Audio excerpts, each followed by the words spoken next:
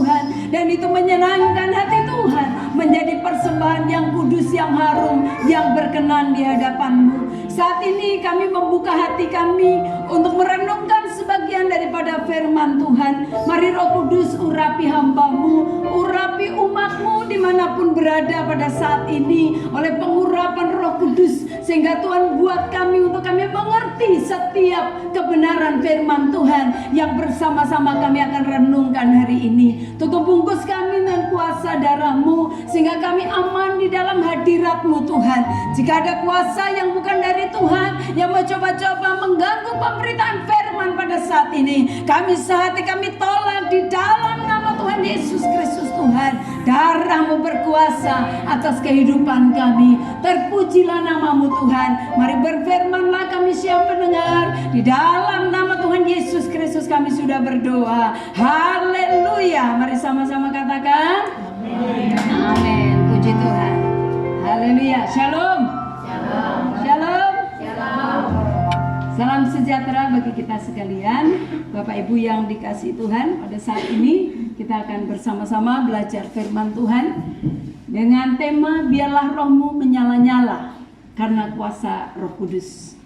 Kita akan membuka dalam satu ayat dalam Roma pasal yang ke-12 ayat yang ke-11. Mari Bapak Ibu kita baca bersama-sama satu ayat ini. Roma 12 ayat yang ke-11. Kita baca bersama-sama. 2, 3.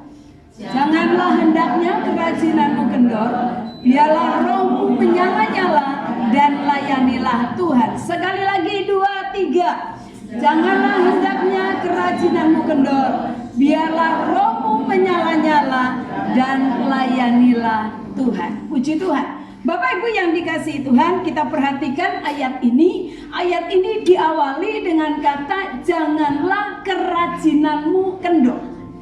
Janganlah kerajinanmu kendor. Kata jangan artinya satu peringatan. Janganlah kerajinanmu kendor. Jangan engkau malas. Satu peringatan. Jangan kita malas. Kita akan belajar bersama-sama. Biarlah rohmu menyala-nyala karena kuasa Roh Kudus. Kita tahu bahwa hari Pentakosta merupakan hari pencurahan Roh Kudus. Dan pada saat Roh Kudus dicurahkan, pada saat gereja Tuhan, umat Tuhan menerima yang namanya urapan Roh Kudus, menerima yang namanya pencurahan Roh Kudus, saudara, dia akan memiliki roh yang menyala-nyala. Firman Tuhan berkata, janganlah kerajinanmu kendor. Jangan sampai engkau kendor. Kemudian pada saat engkau mulai rohmu menyala, atau dikatakan engkau tidak kendor, semangatmu tetap menyala, firman Tuhan berkata biarlah rohmu menyala-nyala untuk melayani Tuhan. Oleh sebab itu semangat kita tidak boleh kendor. Biarlah semangatmu tetap sungguh-sungguh di dalam Tuhan. Dengan apapun yang terjadi, saudara, kita harus tetap semangat, tetap antusias di dalam mengiring dan melayani Tuhan. Biarlah rohmu menyala-nyala dan layanilah Tuhan. Jangan sampai kita kendor. Jangan sampai kita menjadi pemalas. Firman Tuhan berkata bahwa pemalas itu tidak akan mendapatkan apa-apa. Pemalas itu tidak akan mendapatkan apa-apa. Nah, biarlah rohmu menyala-nyala. Ada satu semangat yang tidak boleh padam. Dalam kita mengiring Tuhan, apapun tantangan, persoalan yang terjadi, saudara, kita tidak boleh padam semangat kita. Kita tetap harus antusias. Amin. Kita harus tetap antusias. Di dalam Kisah Rasul pasal yang pertama ayat yang ke-8, firman Tuhan berkata, tetapi kamu akan menerima kuasa kalau Roh Kudus turun ke atas kamu, dan kamu akan menjadi saksiku di Yerusalem, di seluruh Yudea dan Samaria, dan sampai ke ujung bumi. Mari kita perhatikan di sini.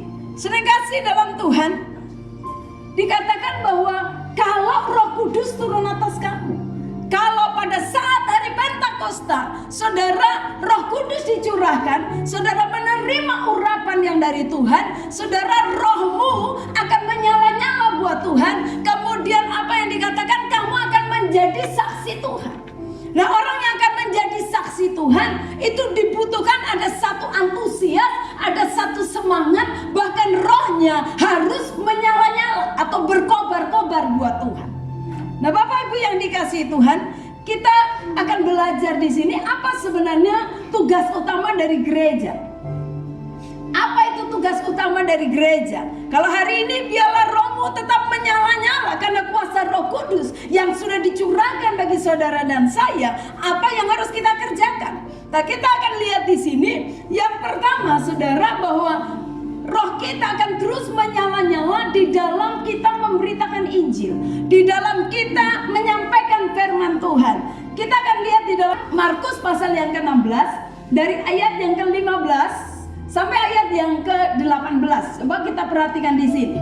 Dari ayat yang ke-15 dia berkata begini, lalu ia berkata kepada mereka, pergilah ke seluruh dunia, beritakanlah Injil kepada segala makhluk. Siapa yang percaya dan dibaptis akan diselamatkan, tetapi siapa yang tidak percaya akan dihukum. Tanda-tanda ini akan menyertai orang-orang percaya. Mereka akan mengusir setan-setan demi namaku. Mereka akan berbicara dalam bahasa-bahasa yang baru bagi mereka. Mereka akan memegang ular, dan sekalipun mereka minum racun maut, mereka tidak akan mendapat celaka, karena mereka akan meletakkan tangannya atas orang sakit dan orang itu akan sembuh. Nah, kita perhatikan di sini dalam ayat-ayat ini, Bapak Ibu sekalian, bahwa pada saat Roh Kudus dicurahkan bagi kita, apa yang terjadi? Akan ada satu semangat roh yang menyala-nyala untuk memberitakan Injil.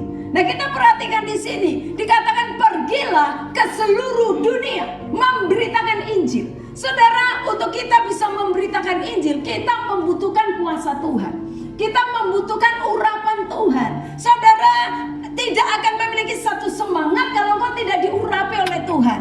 Banyak orang menjadi orang Kristen, mereka tidak mau memberitakan Injil. Kenapa? Karena roh mereka tidak menerima urapan dari Tuhan. Roh mereka apatis, roh mereka dingin. Tapi pada saat rohmu dibakar oleh pengurapan yang dari Tuhan, aku akan memiliki roh yang menyala-nyala untuk memberitakan firman Tuhan. Nah, Bapak Ibu yang dikasihi Tuhan, penginjilan adalah tugas dari kita semuanya. Firman Tuhan berkata tadi bahwa pergilah, jadikan semua bangsa murid.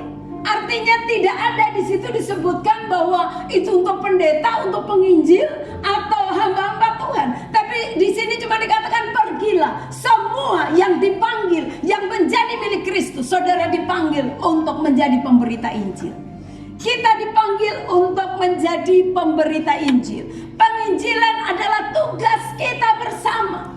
Penginjilan adalah tugas gereja Tuhan. Penginjilan adalah tugas anak-anak Tuhan yang sudah diselamatkan oleh Tuhan. Engkau memiliki tugas untuk memberitakan Injil kepada orang lain. Kemudian kita tahu bahwa dasar kita untuk memberitakan Injil itu karena pengurapan yang dari Tuhan. Sering kasih dalam Tuhan kita melihat begitu banyak contoh.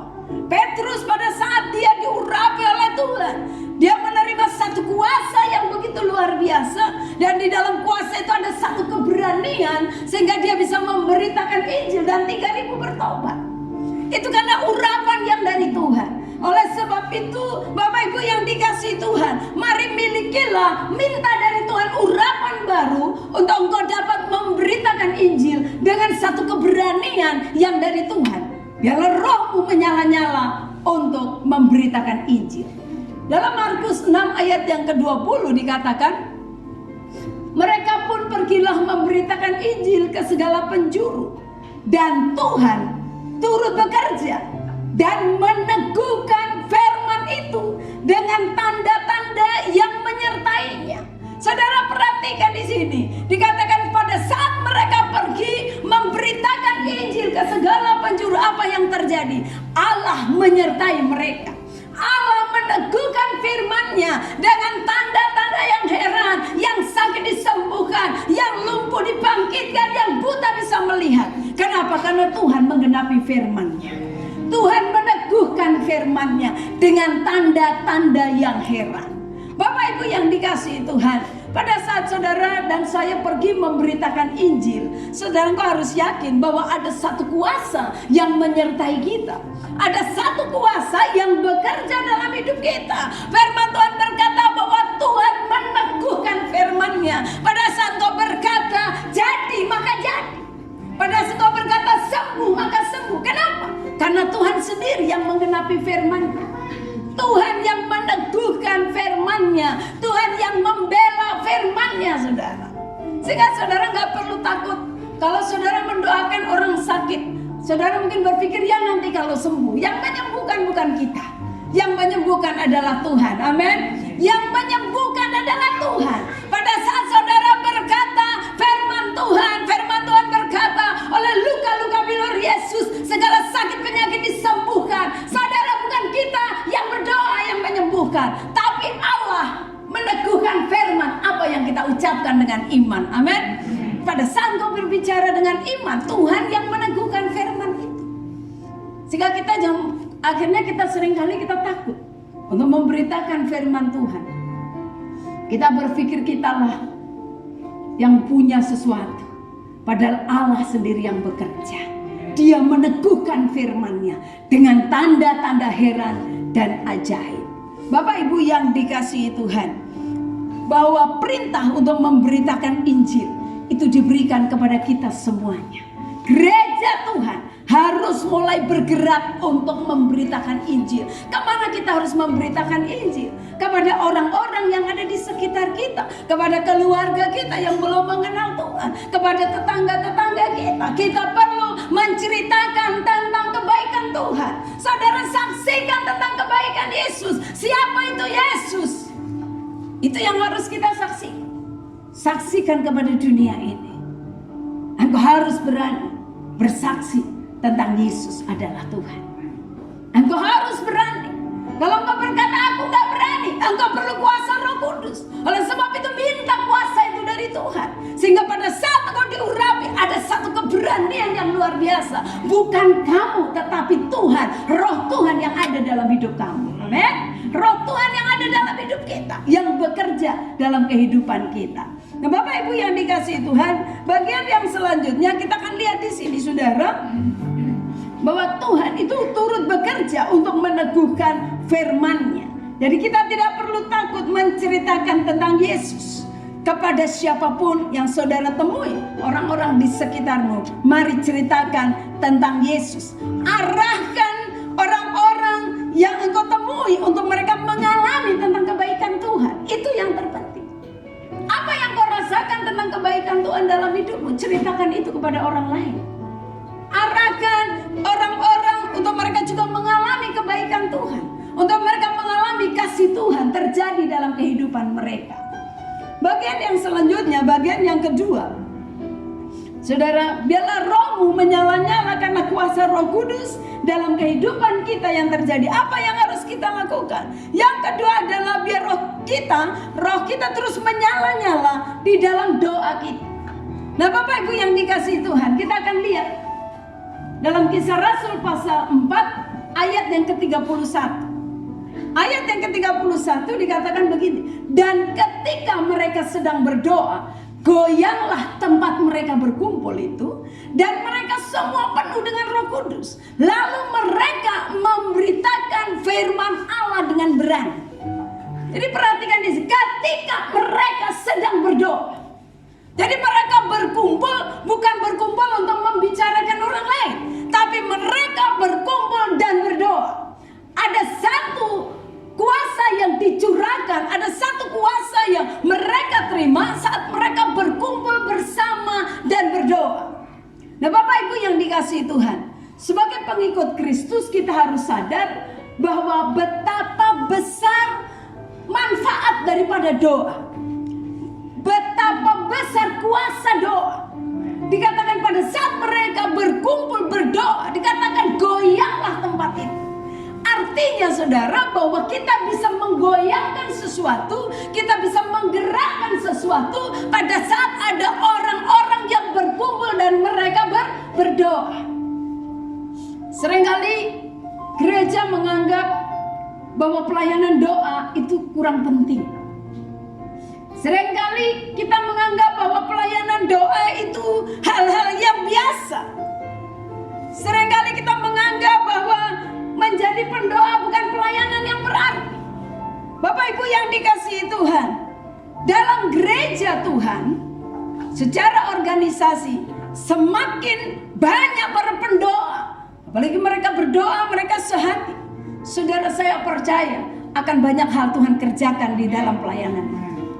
Pada saat begitu banyak para pendoa, mereka sehati berdoa, semakin banyak para pendoa di satu gereja, saya percaya akan ada hal-hal yang luar biasa yang Allah mau kerjakan. Ada pekerjaan Tuhan yang luar biasa, ada banyak jiwa-jiwa yang dimenangkan bagi Tuhan. Karunia-karunia Roh Kudus akan dicurahkan, akan dinyatakan bagi gereja Tuhan. Bapak Ibu yang dikasihi Tuhan, di akhir zaman ini Tuhan akan melengkapi gerejanya. Di akhir zaman ini sudah zaman-zaman akhir. Allah sedang menggoncangkan bumi ini. Allah sedang menggoncangkan tatanan segala sesuatu yang ada, baik secara pemerintahan, secara gereja sedang digoncangkan oleh Tuhan. Tapi percayalah bahwa selesai goncangan terjadi, saya percaya ada satu kemuliaan yang Tuhan mau nyatakan. Ada satu kemenangan bagi gereja Tuhan. Oleh sebab itu jangan anggap enteng panggilanmu sebagai pendoa. Dimanapun kau berada, pendoa itu sangat penting, sangat diperlukan, sangat dibutuhkan. Doakan hamba-hamba Tuhan, doakan para misionaris, doakan para penginjil, para pelayan-pelayan. Saudara, doakan bangsa ini. Tuhan membutuhkan para pendoa yang bisa menangis di hadirat Tuhan, yang bisa menjerit di hadirat Tuhan, membawa pergumulan bangsa ini di hadirat Tuhan. Saya percaya semakin banyak para pendoa bangkit di Indonesia, di gereja-gereja Tuhan, bangsa Indonesia akan lebih cepat untuk dipulihkan. Amin. Indonesia akan semakin cepat dipulihkan. Dalam Matius 18 ayat yang ke-19 dikatakan, dan lagi aku berkata kepadamu, jika 2 orang daripadamu di dunia ini, 2 orang sepakat meminta apapun juga, permintaan mereka itu akan dikabulkan oleh Bapakku yang di surga. Tuhan tidak mencari banyak-banyak, saudara. Tuhan mencari 2 yang sepakat, sehati. Tuhan gak cari banyak-banyak, 2 saja sehati, 2 saja sepakat. Saudara perlu mengajak orang lain berdoa. Mari kita sepakat minta ini. Kita sepakat, kita berdoa untuk satu pergumulan. Dan saya percaya pada saat saudara sepakat, 2 saja saudara, Tuhan berkata gak perlu banyak-banyak. Tapi saya percaya saudara semakin banyak jika sepakat, ada akan terjadi satu kegerakan Allah yang luar biasa. Kalau 2 saja sepakat, ada kegerakan Allah, ada Bapa menjawab doa kita. Apalagi kalau kita banyak dan kita sepakat bersama-sama mengangkat satu perkara di hadapan Tuhan. Saya percaya Allah akan melakukan hal yang luar biasa. Amin. Allah akan bekerja dengan luar biasa. Mari sepakat, minta sesuatu di hadirat Tuhan. Bapak Ibu yang dikasihi Tuhan, Tuhan mencari para pendoa. Kobarkan roh doamu. Jangan anggap itu pelayanan yang sepele. Keberhasilan pekerjaan Tuhan itu tergantung daripada pendoa-pendoa yang terus kuat berdoa mereka di hadirat Tuhan. Para pendoa pelayanan yang tidak kelihatan. Tapi saudara percayalah bahwa mahkota yang terbesar adalah orang-orang yang berdoa, yang siang malam mereka angkat tangan di hadirat Tuhan, mencucurkan air mata untuk pekerjaan Tuhan. Sehingga kalau hamba Tuhan dipakai Tuhan dengan luar biasa, kita tidak bisa bertepuk dada, tapi banyak orang yang sudah mencucurkan air mata di belakang kita untuk satu pekerjaan Tuhan terjadi dalam pelayanan kita. Bapak Ibu yang dikasihi Tuhan, kita akan lihat bagian yang ketiga. Bagian yang ketiga, biarlah rohmu menyala-nyala karena kuasa urapan Roh Kudus. Bagian yang ketiga adalah menyala-nyala dalam karunia roh, dalam pelayanan karunia-karunia roh. Kita lihat di dalam 1 Korintus 12 ayat 4 sampai ayat yang ke-7. Firman Tuhan berkata, ada rupa-rupa karunia, tetapi satu roh. Perhatikan, ada rupa-rupa karunia, tetapi satu roh. Ada rupa-rupa pelayanan, tetapi satu Tuhan. Dan ada berbagai-bagai perbuatan ajaib, tetapi Allah adalah satu yang mengerjakan semuanya di dalam semua orang. Ayat yang ketujuh, tetapi kepada tiap-tiap orang dikaruniakan penyataan roh untuk kepentingan bersama. Bapak Ibu yang dikasihi Tuhan, mari kita perhatikan di sini. Di dalam 1 Korintus 12 tadi dikatakan ada rupa-rupa karunia, tetapi satu roh.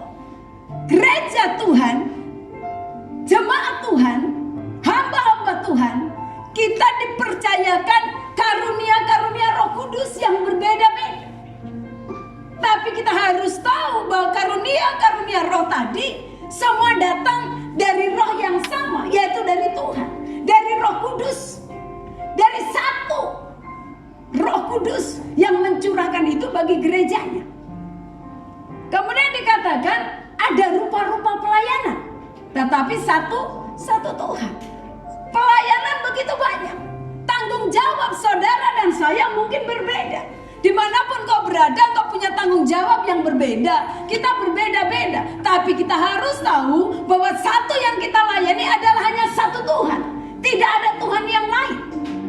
Dan apa yang kita lakukan semua untuk kemuliaan nama Tuhan. Kita tidak bisa bertepuk dada. Berupa-rupa pelayanan. Pelayanan apa? Engkau bisa melayani di mimbar, engkau bisa melayani sebagai pendoa, engkau bisa melayani sebagai penerima tamu, engkau bisa melayani mungkin membantu orang, mengunjungi yatim piatu dan lain sebagainya. Tapi mari sadari bahwa rupa-rupa pelayanan tadi, apa yang kita lakukan, semua tujuannya untuk kemuliaan nama Tuhan. Satu Tuhan. Dan ada berbagai-bagai perbuatan ajaib dalam pelayanan. Seringkali terjadi mujizat-mujizat yang Allah kerjakan. Dalam pelayanan hamba-hamba Tuhan kita lihat bahwa begitu banyak hal terjadi. Tuhan bisa melakukan apa saja. Ada perbuatan-perbuatan ajaib yang bisa Tuhan nyatakan lewat kehidupan hamba-hamba Tuhan, lewat kehidupan anak-anak Tuhan. Tapi mari perhatikan di sini. Tetapi Allah adalah satu yang mengerjakan semuanya dalam semua orang. Allah adalah satu. Dia yang bekerja atas kehidupan saya, dia yang bekerja atas kehidupan saudara, dia yang bekerja atas mungkin hamba Tuhan yang lain. Dan dimanapun gereja Tuhan berada, Allah yang satu itu yang bekerja dalam kehidupan kita masing-masing. Allah yang satu. Allah adalah satu yang mengerjakan semuanya dalam semua orang. Ini kita harus renungkan. Tuhan yang satu itu yang bekerja. Tidak ada Tuhan yang lain. Tetapi kepada tiap-tiap orang dikaruniakan penyataan roh untuk kepentingan bersama.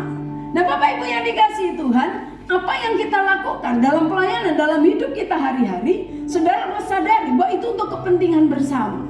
Kita tidak bisa memegahkan diri, kita tidak bisa berkata bahwa ini adalah punyaku. Kita nggak bisa berkata, oh aku yang dipakai Tuhan. Nggak bisa saudara. Ya di sini kita lihat bahwa tiap-tiap orang dikaruniakan roh untuk kepentingan bersama. Jadi apapun tugas dan tanggung jawab saudara dan saya, mari kita sadari bahwa ini untuk kepentingan bersama. Untuk kemajuan pekerjaan Tuhan bersama. Tidak ada yang bisa berkata bahwa ini adalah punyaku dan lain sebagainya. Bapak Ibu yang dikasihi Tuhan, dikatakan macam-macam karunia, tetapi satu roh, rupa-rupa pelayanan, satu Tuhan, banyak perbuatan ajaib, tapi Allah yang satu yang melakukannya. Mari berusaha untuk mengerti setiap karunia apa yang Tuhan percayakan dalam hidupmu. Ini yang harus menjadi perenungan bagi gereja Tuhan. Bapak Ibu sekalian yang dikasihi Tuhan, dimanapun kau berada, mari renungkan, kira-kira apa karunia yang Tuhan percayakan dalam hidupmu. Dan karunia itu yang saudara terima dari Tuhan itu, mari kembangkan untuk pekerjaan Tuhan, untuk kepentingan bersama. bersama. Renungkan, apa karunia yang Tuhan percayakan dalam hidup? Apakah saudara sudah terima itu? Apakah saudara sudah mengerti? Jangan sampai saudara masih bingung. Jangan sampai saudara belum mengerti karunia itu. Kalau kau masih bingung, kau belum mengerti, minta Roh Kudus. Minta Tuhan curahkan itu dalam hidup. Pelayanan apa yang harus aku gumuli, yang harus aku kerjakan dalam hidupku setiap saat. Sehingga pada saat engkau tahu karunia itu, saudara, mari kerjakan itu sungguh-sungguh di dalam Tuhan.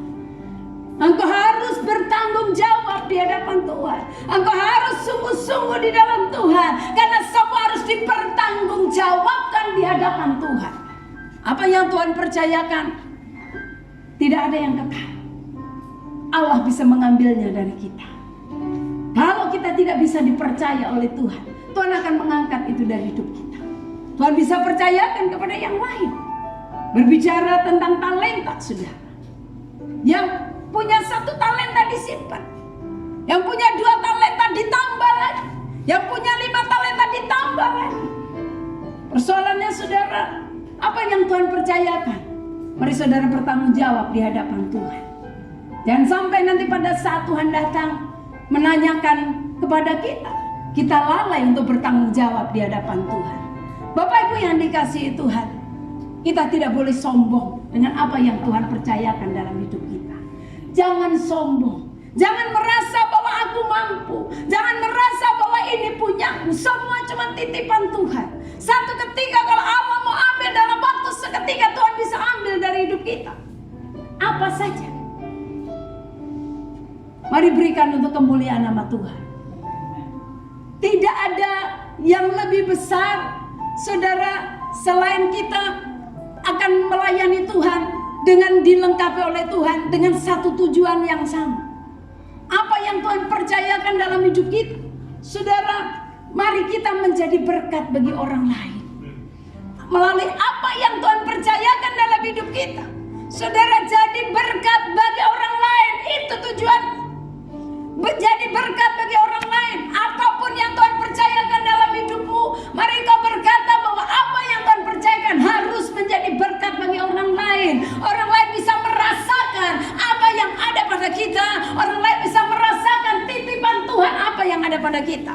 Artinya bermanfaat bagi orang lain. Kemudian apa yang Tuhan percayakan? Supaya nama Tuhanlah yang dipermuliakan. Nama Tuhan saja dipermuliakan. Firman Tuhan berkata kita semakin berkurang-kurang, tetapi Tuhan yang semakin bertambah-tambah. Biar pujian hanya bagi Tuhan. Biar sanjungan hanya bagi Tuhan. Apa yang kita lakukan semata-mata karena kita mengasihi Tuhan. Kemudian yang selanjutnya, apa yang Tuhan percayakan, itu semata-mata untuk kita bisa membawa jiwa bagi kemuliaan nama Tuhan. Bawa jiwa-jiwa, menangkan itu bagi Tuhan. Bersaksi buat orang lain, bawa mereka kepada Tuhan. Bapak Ibu yang dikasihi Tuhan, karunia boleh bermacam-macam, talenta boleh macam-macam, tapi mari kita lakukan ini buat Tuhan. Jadi berkat bagi orang lain. Nama Tuhan biar semakin dipermuliakan. Apa yang kau lakukan untuk kita bisa memenangkan jiwa? Orang akan diberkati lewat kesaksian hidupmu. Orang akan diberkati lewat gaya hidupmu. Orang akan diberkati lewat caramu. Bagaimana engkau berbicara, bagaimana engkau menegur orang, bagaimana engkau menjadi berkat, bagaimana engkau bisa menolong orang lain. Dalam situasi yang sulit seperti ini, jangan hidupmu semakin egois. Engkau sebagai anak-anak Tuhan, mari tunjukkan bahwa gereja Tuhan harus tetap bisa menjadi berkat. Supaya engkau bisa memenangkan jiwa-jiwa bagi kemuliaan nama Tuhan. Zaman semakin dekat untuk menyambut kedatangan Tuhan yang kedua kali. Jangan sia-siakan waktumu. Jangan engkau sia-siakan waktumu. Kedatangan Tuhan semakin cepat. Tapi mari 3 tugas ini, pada saat kau menerima urapan baru, biar rohmu terus menyala-nyala dalam memberitakan Injil. Biar rohmu terus menyala-nyala, berkobar-kobar di dalam doamu setiap saat. Jangan hanya pada saat berkumpul, tapi justru tantangan sekarang di mana kau di rumah, berkali-kali saya katakan hadirkan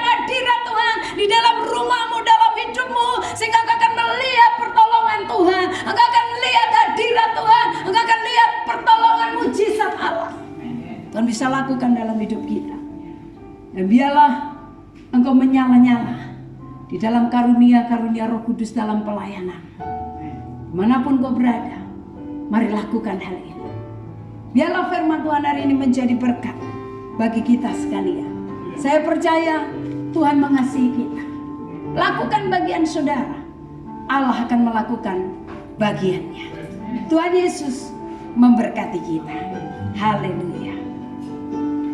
Mari saya undang kita semua bangkit berdiri. Angkat hati buat Tuhan. Haleluya. Terima kasih Tuhan. Terima kasih Tuhan. Mari buka hatimu buat Tuhan. Engkau baik Tuhan. Engkau baik Tuhan. Engkau baik Tuhan. Engkau ajaib. Berikan syukur kepada Tuhan. Angkat hatimu bagi Tuhan. Katakan Dia ajaib. Dialah yang disembah. Engkau hebat Tuhan. Haleluya, haleluya, haleluya. Oh, Yesus. Haleluya, haleluya, haleluya. Terima kasih, terima kasih. Terima kasih.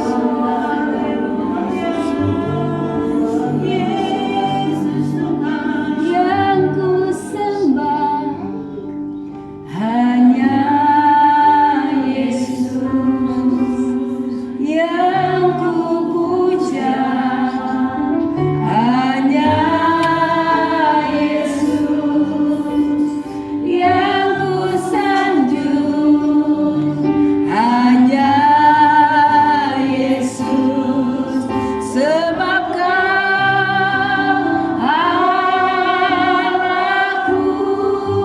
Katakan yang ku puja, yang ku puja hanya. Mari sembah Dia.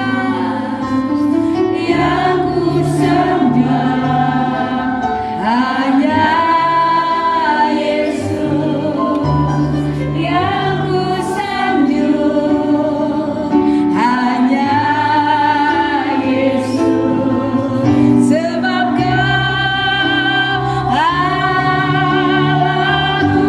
Yesus, Yesus,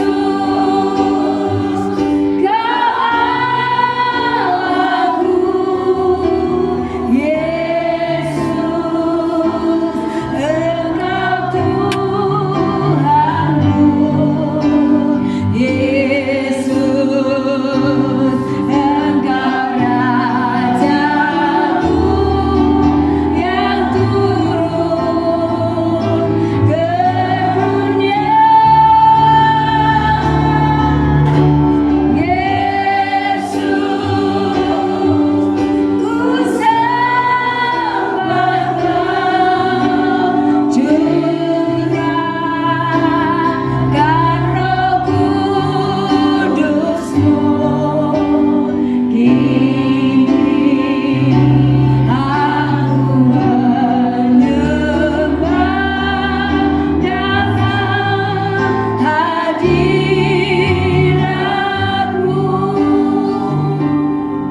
Haleluya. Kami terus merindukan Engkau Tuhan. Berkati semua umat-Mu dimanapun berada saat ini. Berkati kami Tuhan. Kami merindukan urapan-Mu Bapa. Kami merindukan kuasa-Mu Kau curahkan Tuhan. Dalam nama Tuhan Yesus.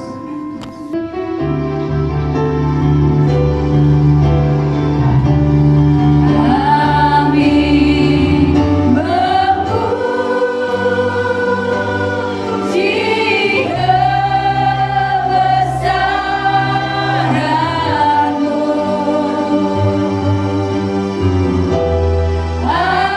Ajar Tuhan.